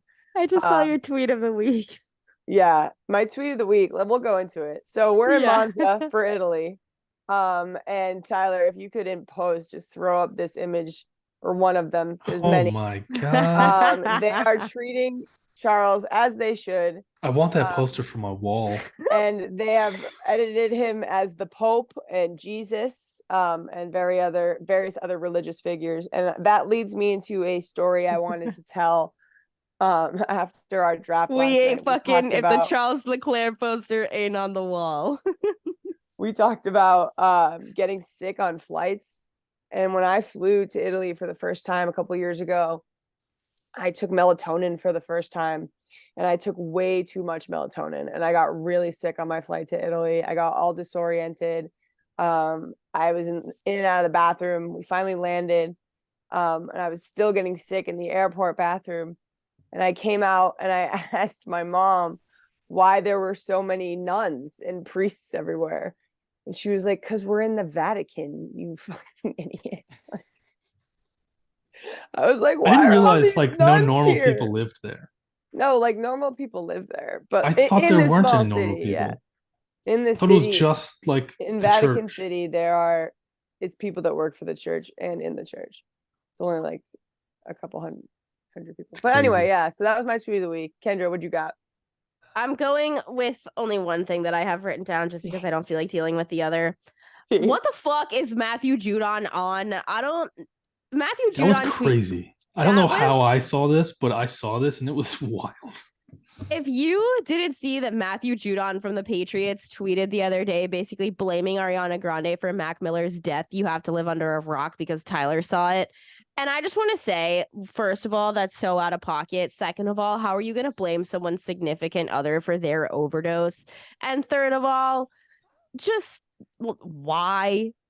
It was That's such so a curveball. It's Like, so unnecessary and so unclassy. Yeah, I Like, hate why? that shit. And listen, I'm not saying like I'm a huge Ariana Grande fan. I'm actually not. But like that's so out of pocket to do to someone. Like even if you have no following, that's a Wild thing to take. say. Wild take. My tea party this week is Oh my god, so funny. dude! I can't I saw with this this too. video. I can't. If you don't know who John Summit and Alex Earl are, John Summit is one of like the cutest, dorkiest DJs in the world. He's super popular. And Alex Earl is like the sweetheart of TikTok. And there's a video of John Summit and Alex Earl talking at the Inter Milan game. And she is just so clearly, not having it. yeah. Yeah. And it's so bad. good because I love Summy, but this is a terrible look. Tyler, were you triggered because it did radiate big Tyler energy? Oh, like yeah, you it's in a massive, social massive situation. Tyler, and yeah, that's me. He's so me for real. That was Tyler when we met for the first time. If anyone It was looking for was an image, Yeah, so good, and just like the slow motion that he put into it too. Like I love the Riz. so good. the All right, funniest Haley, part what's is he looked pleased with himself afterwards. Yeah, he So- did. He was so like He looked "Yup, so I happy with killed himself. that." He was like, "I It's like crushed that." I just smashed. I hope that. I go into my life with the confidence of Sully, like Summy. That was so good. My tea is a little bit dark, a little bit light. If you watch YouTube at all or you're into like, online content, a big thing that has been coming out in the last decade or so is this concept of family vlogging. These people that vlog basically every moment of their kid's life from their birth to their first day of school to et cetera, et cetera. And similarly to when child actors started in the film industry, there's not a lot of laws and regulations to keeping these kids safe and keeping them protected, not only from the money that they make off these videos, but also just the exposure that they get online without their consent, really. So there is a YouTube channel out in Utah that has been very problematic. They are called 8 Passengers, and yesterday or 2 days ago now, the mother of that family and her co-host of a parenting counseling channel were arrested on accusations of child abuse, which is super obviously terrible and sad, but it is confirmed that the kids involved in that situation are now in safe hands and they're safe and out of there. But it's something to just keep an eye on kind of as we go through our social media world and just as content creators and things like that.